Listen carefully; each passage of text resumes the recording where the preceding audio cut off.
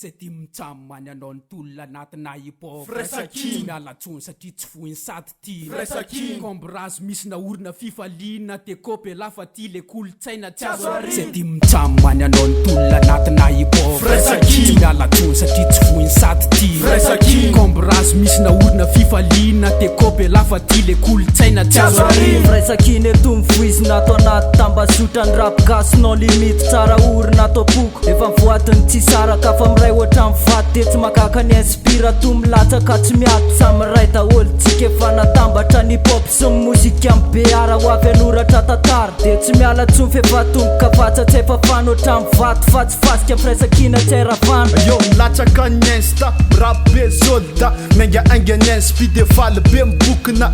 ny aty kombrazy tonga de milay tsisy miafahafa satria samy kofboy hip-hop kolotsaina miraikitry tsy ovaina anandratra vo rap gasy ny manankasina ambony ary ny tanany ela aza mialangalana filinina ny atsika mantsy tsy afaka sakanana mitsamany anao ny tolona anatina hip-hop FIRAISANKINA2 miala tsony satria tsy foiny sady ty FIRAISANKINA2 kombrazo misy naorina fifaliana tekopy lafa ty le kolotsaina tsy azo ary zay tia mitsamany anao ny tolona anatina hip-hop FIRAISANKINA2 miala tsony satria tsy foiny sady ty FIRAISANKINA2 kombrazo misy naorina fifaliana tekopy lafa ty le kolotsaina tsy azo ary tafavondrina anaty rap ndray aloha zay tia mitsama eto alohany maiky mipididrora amin'ny rafala anaty hip-hop tsy agitsano tsy misy filinina amin'ny ramo fa tsy midika zany hoe makiamaika de tsy lamo FIRAISANKINA miraina na tsy anatin'ny hirahira aleo anandratrany rap ndray aloha mpandimpira mandeha ny kofboy anatina 8 mesura fa zay le beky loatra rap gasy to de pura ege vatambovo zay misary ela manofo androany efatra oktobra 2024 epira fa tsy any arivo